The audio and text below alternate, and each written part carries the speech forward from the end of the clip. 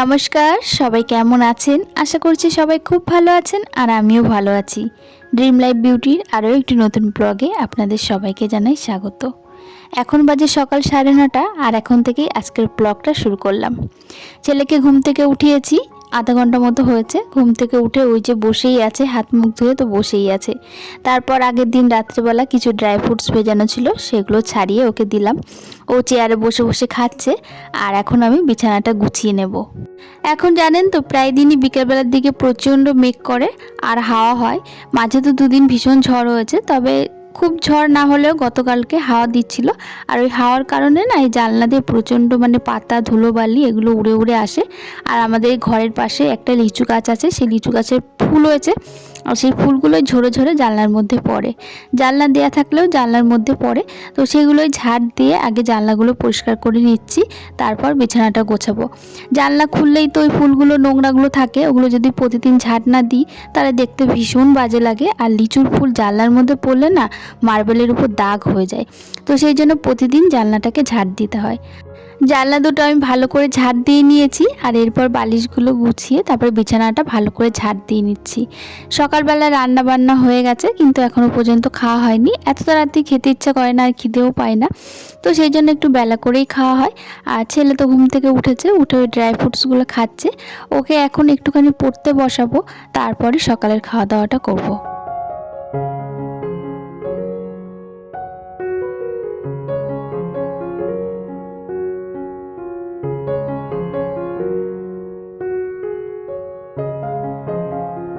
সকালে রান্না হয়ে গেছে, সকালবেলা রুটি আর তার সঙ্গে একটা নিরামিষ মতো তরকারি করা হয়েছে আর তার সঙ্গে করা হচ্ছে ডিম সেদ্ধ। তো ছেলে ঘুম থেকে উঠেছে, উঠে ওই যে ড্রাই ফ্রুটসগুলো খাচ্ছে। আর এখন তো ভাত বা রুটি কোনো কিছুই খাবে না, ওর খাওয়ার এখনও দেরি আছে। তো সেই জন্য ওকে নিয়ে একটুখানি পড়তে বসালাম। তো বলছে আজকে পড়বে না, ও নাকি ড্রয়িং করবে। তো আমি বললাম যা খুশি ইচ্ছা সেটা তুমি করো, আর আমি এদিকে একটা কাজ করি। অনেক দিন ধরে ভাবছিলাম এই কাজটা করব, তো করব করে আর করাই হচ্ছিল না। তো ফাইনালি আজকে এই কাজটা করছি। আসলে কি হয়েছে জানেন তো, আমার বালিশগুলোতে না অনেক বেশি তুলো দেয়া, আর বালিশগুলো প্রচণ্ড উঁচু উঁচু, ঘাড়ে লাগে না বললেও চলে, তবে বেশি উঁচু বালিশে তো শোয়া ঠিক না। তো সেই জন্য অনেক দিন ধরে ভাবছিলাম যে বালিশের তুলোগুলো বার করে বালিশটাকে একটু নিচু বানাবো। আমি আগে থেকেই নতুন 3টে বালিশের খোল বানিয়ে ঘরের মধ্যে রেখেছিলাম। 2টো খোলের মধ্যে বানানো হয়ে গেছে বালিশ, কিন্তু একটা খোল ঘরেই ছিল। তো সেই জন্য হলো ঘরে যখন খোল আমার বানানো রয়েছে তাহলে করেই ফেলি। আর আমার বালিশটা সত্যিই অনেকটাই উঁচু।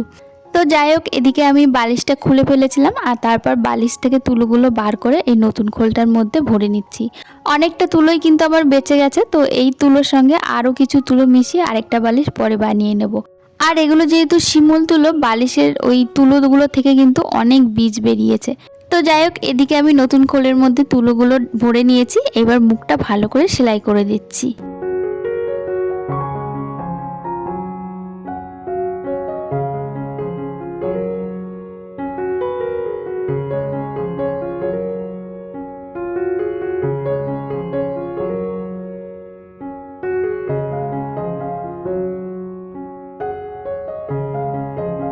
তো এদিকে আমার সুন্দর বালিশ তৈরি হয়ে গেছে, আর একটা কাঁচা ধোয়া বালিশের কভারও পরিয়ে দিলাম।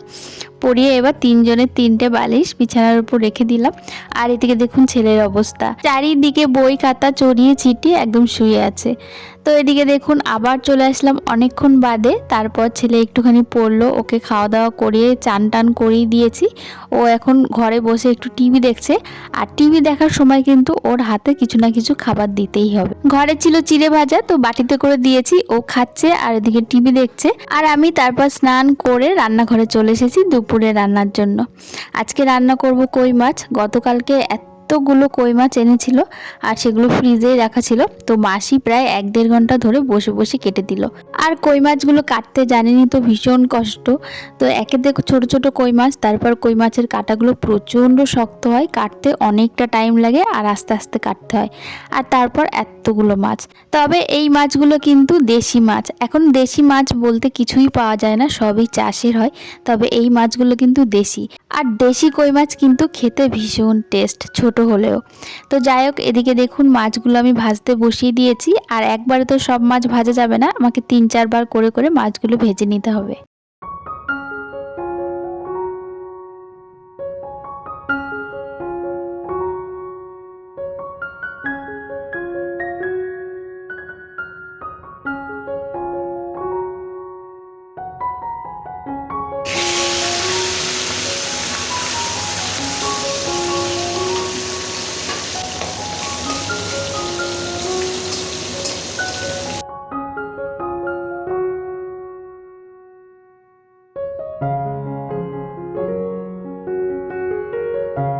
যাই হোক, এদিকে দেখুন আমি 4 থেকে 5 বারে কিন্তু এই সমস্ত মাছ ভেজে নিয়েছি। আর এবার মাছের ঝোলটা করব। আর এই মাছের ঝোল কিন্তু শুধুমাত্র জিরে আদা বাটা দিয়েই করব, আর তার সঙ্গে লঙ্কা বাটা দিয়ে।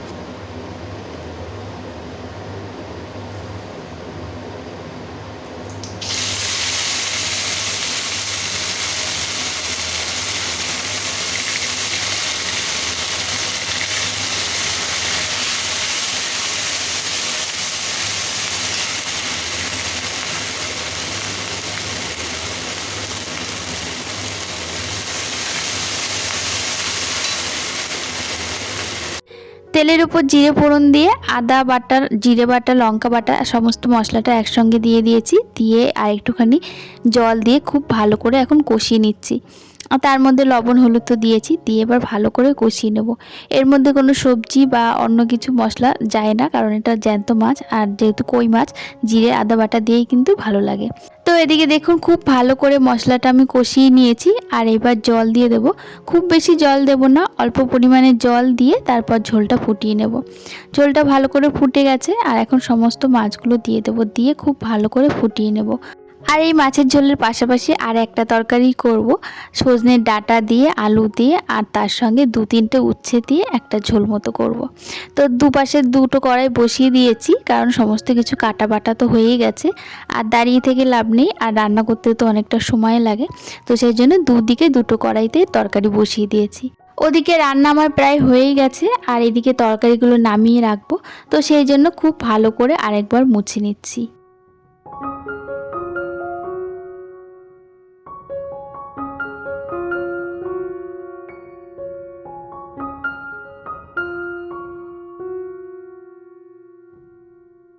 আজকে দুপুরে একদম সাধারণ সাদামাটা রান্নাবান্না, তবে খুব টেস্টি। তো যাই হোক, রান্নাবান্না তো হয়েই গেল, দেখতেই পেলেন। এবার রান্নাঘরটা পরিষ্কার করার পালা। আর আজকে কিন্তু অনেক বাসন বেরিয়েছে, তো সেই জন্য বেশ কিছু বাসন কিন্তু আমি এই সিঙ্কের মধ্যে মেজে নিচ্ছি। এখন তো চৈত্র মাস চলছে, আর এই চৈত্র মাসে কিন্তু অনেকেই মাছ মাংস ডিম এগুলো কিছুই খায় না, পুরোটা মাস কিন্তু নিরামিষ খায়। তবে আমাদের বাড়িতে এরকম কোনো নিয়ম নেই, আর মানাও হয় না। তবে আমাদের বাড়িতে চৈত্র মাস কি বলুন, কোনো সপ্তাহের একটা দিনও নিরামিষ খাওয়া হয় না। তবে আমার মনে হয় সপ্তাহে একটা দিন নিরামিষ খাওয়া উচিত।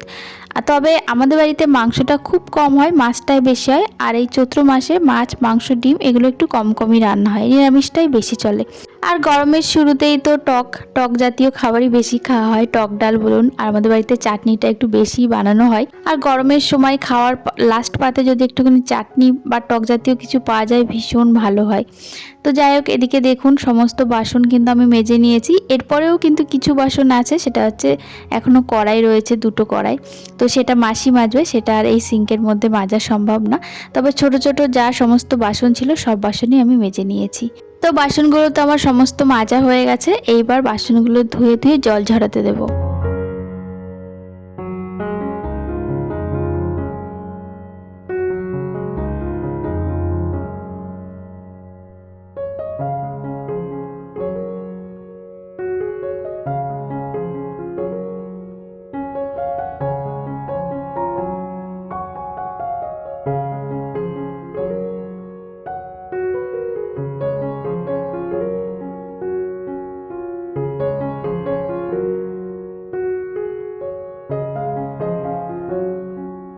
ওদিকে বাসনগুলো মেজে জল ঝরাতে দিয়েছি, আর এদিকে গ্যাসটা ভালো করে মুছে নেব। আর গ্যাসটা যেহেতু আমি হ্যান্ড ওয়াশ দিয়ে মুছি, আর হ্যান্ড ওয়াশটা দেখছি শেষ হয়ে গেছে। হ্যান্ড ওয়াশটা আবার রিফিল করে নিচ্ছি, আর তারপর গ্যাস আর গ্যাসের চারিদিকটা ভালো করে মুছে নেব। দেখুন, রান্নাবান্না তো করাই হয়, আর রান্নাবান্নার পরে কিন্তু বড় কাজ হচ্ছে রান্নাঘর ভালো করে পরিষ্কার করা। প্রতিদিন রান্নার পরে, বিশেষ করে দুপুরে রান্নার পর, কারণ দুপুরে রান্নাটা তো একটু বেশি হয়, সকালে রাত্রে তো হালকা পাতলা রান্না হয়, কিন্তু দুপুরে রান্নাটা কিন্তু তেল মশলা দিয়ে মানে 2-3 রকমের পদ দিয়ে রান্না হয়, আর সেই টাইমটাতে কিন্তু রান্নাঘরটা বেশিই নোংরা হয়। তো প্রতিদিন যদি এই দুপুরবেলার দিকে রান্নার পরে একটু একটু টাইম নিয়ে যদি রান্নাঘরটা ভালো করে পরিষ্কার করে নেওয়া হয় তাহলে কিন্তু খুব তাড়াতাড়ি ডিপ ক্লিন করার প্রয়োজন হয় না। আর আমি প্রতিদিন 20 থেকে 25 মিনিট কিন্তু রান্নাঘরকে সময় দিই রান্নাঘর পরিষ্কার করার জন্য। তো এদিকে দেখুন গ্যাসটা খুব ভালো করে মুছে নিয়েছি একবার হ্যান্ড ওয়াশ দিয়ে, আর তারপর কিন্তু শুকনো একটা কাপড় দিয়ে আবার ভালো করে গ্যাসটা মুছে নেব। তার আগে চিমনি আর এই যে গ্যাসের চারি সাইড দিয়ে যে টাইলসগুলো থাকে সেগুলোর মধ্যেও কিন্তু তেল চিটে পড়ে, তো সেগুলো খুব ভালো করে হ্যান্ড ওয়াশ দিয়ে মুছে নিয়েছি। আর মোছার পর রান্নাঘর কিন্তু আমার একদম ঝকঝকে তকতকে। তো চলুন আজকের ব্লগটা এখানেই শেষ করলাম।